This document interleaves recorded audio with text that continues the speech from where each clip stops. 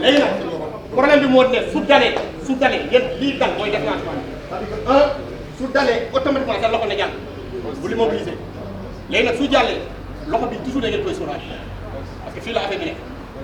donc su jàllee automatiquement tourner la d'accord bu loxo ne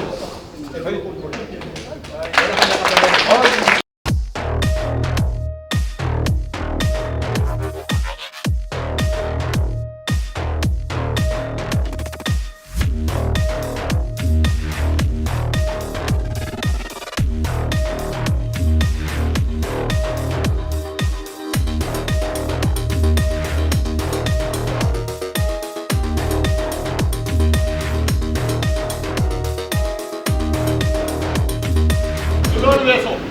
ñaari coup ngeen di faral di gis su agression amee direct ou bien là deux coups yooyu fii su ma ci yokk benn au Sénégal mooy bëri bi d'accord alors léegi vous êtes sur vos gardes xam nga da ngeen pousse adversaire yi nekk sur vos gardes alors pour être sur ses gardes axe la da ngeen di jël jàngeen ko yéen ñëpp dans les armations dafa am benn trait axe bi voilà toujours da ngeen di taxaw là beneen bi taxaw nii tànk bi nekk nii léegi tànk bi du jub nii da ngeen koy def nii parce que dafa leen di protéger contre éventuel su nit doon dóor ci seen bagage yi gis ngeen ko ngeen mu protéger mooy permettre ngeen mu def toutes les fautes mouvements dont vous aurez besoin alors ci position axe bi ngeen di taxaw vous êtes là léegi les mains sont là su fekkee la personne n'est pas armée vous restez là si la personne est armée vous optez cette position parce que soo leen defee nii su fekkee dafa armé su daggee fii artère ak benn bu muree merci de la démonstration les couteaux sachez que nit bu yore paaka dina jam dina pas besoin mu jam la su daggee fii dee nga su daggee fii dee nga su daggee fii dee nga ce sont les parties internes du corps il faut que donc su fekkee la personne n'est pas armée vous êtes là mais si la personne plutôt n'est pas armée vous êtes là mais si la personne armée vous êtes là vous restez là ou bien vous faites ça ou bien vous faites ça pour protéger votre corps mais nous ne sommes pas remerciés de couteau yi damay dem ci loxo yi donc je suis là monsieur Oscar léegi dafa dóor direct damay jël direct gauche le dos je vais être très simple gauche le dos 1 je pars à gauche 1 je compte 1 je compte jàpp là si vous tapez bien les zones sensibles du corps joue mooy représenter foie soo la fi dóoree teg day daal ça ce sont les poumons soo fa dóoree teg day xam am ngeen nopp bi lii mos ngeen gis ko jël poids teg ko fii di ko enterre amul fekk koo dóor fii da koy yëg donc soo leen nii bu faaree wàcce frappé l'oreille gis ngeen am nga dooree mu dem donc su ma dooree qu'est-ce qu'il fait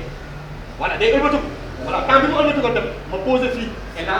de la même façon alors vous vous asseyez position bi nga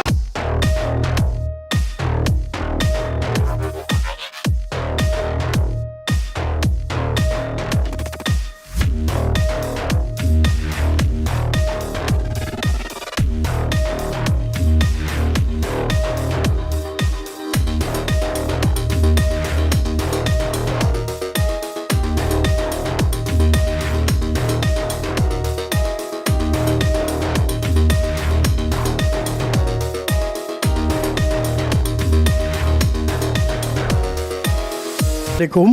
maa ngi leen di nuyu yéen mbooloo mi yëpp di leen sant di leen gërëm man la maître Alioune Badara Sène fondateur et créateur de Metsmar ci sama ginnaaw maître yi xëy na après dinañ ci ñëw ci lu gën a yaatu ñoo bokk association bi nag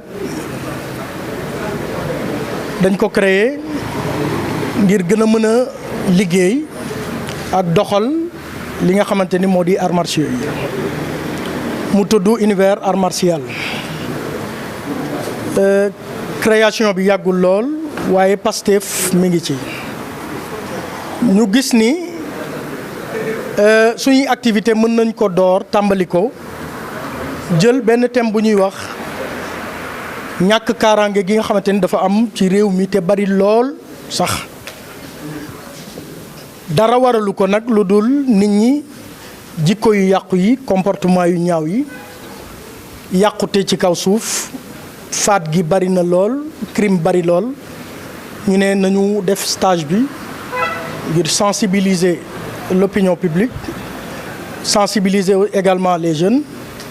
et vraiment ñu am mbégte ak contentement bu ñëpp ñëw li ci univers art martial ndax gàllankoor wala contretemps liñ fi am daanaka doy na te man maay coordonnateur bi di fàttali sama tur maître Alioune Badara Sène waaw bu fekkee dafa am ay question ak lu ñuy laaj ñu tontu ko bala ñuy dem jox ñeneen ñi ci pass voilà.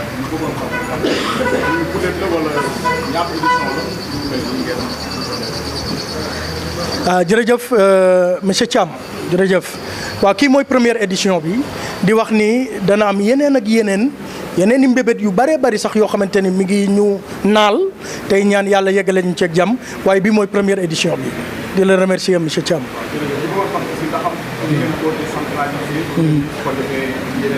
Voilà merci beaucoup li ñuy wax rek xel day fattu et vraiment jërëjëf ci laaj bi dañ koy décentraliser mooy dañ koy yóbbu feneen ak feneen yamuñu rek nag Dakar ndax membre univers art martial yamul rek Sénégal mi ngi ba Mauritanie nit ñaa ngi ba Côte d'Ivoire ba Guinée di intervenir ci groupe bi ak yu ni mel donc dañuy ñaan yàlla bu ñu jógee fii ñu defaat ko fu mel ni Saint-Louis def ko fu mel ni Thiès wala Mbour wala feneen ci gox yu fasanti ko yi jërëjëf waay.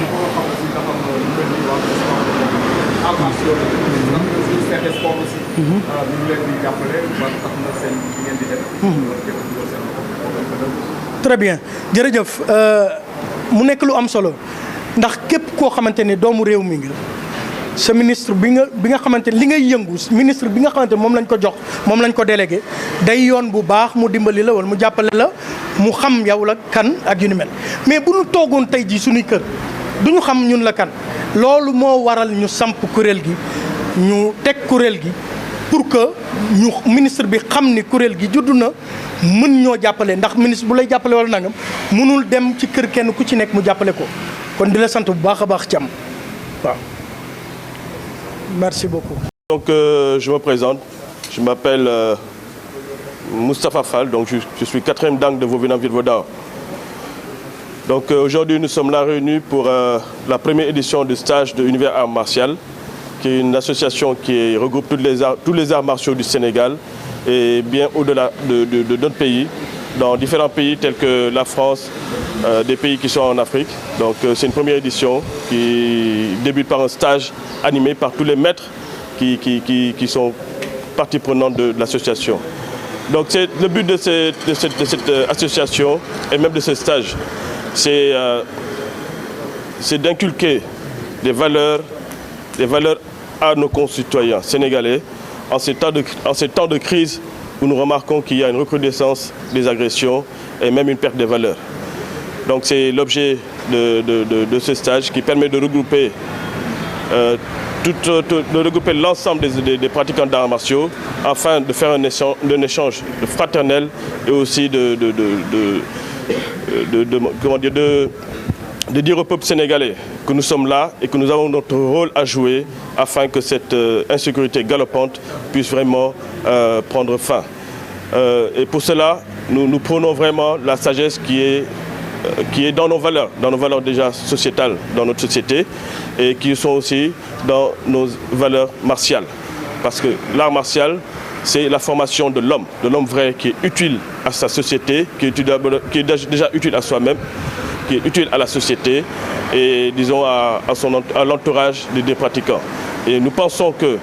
le fait de nous réunir, d'échanger et vraiment de marquer notre union est un appel fort aux autorités de ce pays pour que vraiment ils se rendent compte que les arts martiaux sont là et qui sont un moyen, un vecteur vraiment de développement et de formation de nos jeunes qui sont pour la plupart laissés à eux-mêmes et qui permettra vraiment de mettre à niveau ou même d'inculquer encore à nos jeunes, à nos familles les principes et valeurs morales que toute société doit avoir pour se développer. Oui, parfaitement. Pour la décentralisation, comme Maître Alioune Badara Sène l'a tantôt dit, Univers Art Martial regroupe déjà plusieurs membres qui sont dans la diaspora, qui sont, je veux dire, dans plusieurs pays africains et dans le monde entier. Et pour l'instant, au niveau du Sénégal, nous venons de débuter par ce stage et nous comptons bien sûr aller dans différentes régions pour vulgariser cette association afin que on ait la reconnaissance que nous devons avoir, que les arts martiaux doivent avoir dans ce pays-là. Est-ce que donc le ministre des Sports rencontré pour lui parler par rapport à... Écoutez, l'association vient de naître, hein, mais nous ne pouvons pas attendre les autorités. Nous devons jouer notre partition. Et pour cela, nous devons faire des activités de sensibilisation, d'échange et essayer vraiment d'avoir le maximum de jeunes possible pour que le ministère après puisse savoir qu'il y a des gens qui sont là, qui travaillent pour notre cher pays. Je pense que l'essentiel est là. Et après, bon, c'est eux qui jugeront de l'opportunité de nous recevoir. Mais sachez qu'en tant que Sénégalais, en tant que patriotes, nous devons tout faire pour que les valeurs sénégalaises reviennent dans notre cher pays. Quelle sera la prochaine étape? La prochaine étape, je pense que nous en discuterons entre maîtres. Et je pense que après cela, nous ferons parvenir à la presse et à tous les membres de l'association, bien sûr, à tous les sympathisants des différentes étapes de ces stages. Et les jeunes Sénégalais qui veulent vraiment cette approche-là, est-ce qu'ils vont faire pour intégrer les critères d'intégration? Mais écoutez, je pense qu'il n'y a pas de critères. La seule critère, c'est déjà d'appartenir à une famille d'arts martiaux. Vous voyez, les gens qui sont là, c'est des gens qui viennent de divers horizons et qui sont, disons, il y a beaucoup de maîtres qui sont là, des maîtres de toutes les disciplines ici au Sénégal. Et je pense qu'il faudrait d'abord qu'ils soient affiliés à un club. Les maîtres sont là et après, je pense que de facto, ils vont intégrer l'association. Je pense que c'est la voie à suivre pour faire partie de l'association. Mais les portes sont grandement ouvertes et nous n'œuvrons que pour le développement de notre cher pays. Bonjour à vous. Bon, je me salue, je m'appelle Aïssa Sek. Je suis venue aujourd'hui pour faire des démonstrations, nous, avec nos maîtres. Bon, on était satisfaits de venir là, présent, mais on vous souhaite une bonne journée. Mais aussi, je vous dis que c'est ça le Kung Fu, c'est ça les autres matières de Kung Fu comme karaté et tout ce qu'on a vu. Bon, on était tous satisfaits, mais merci beaucoup à vous tous. Merci.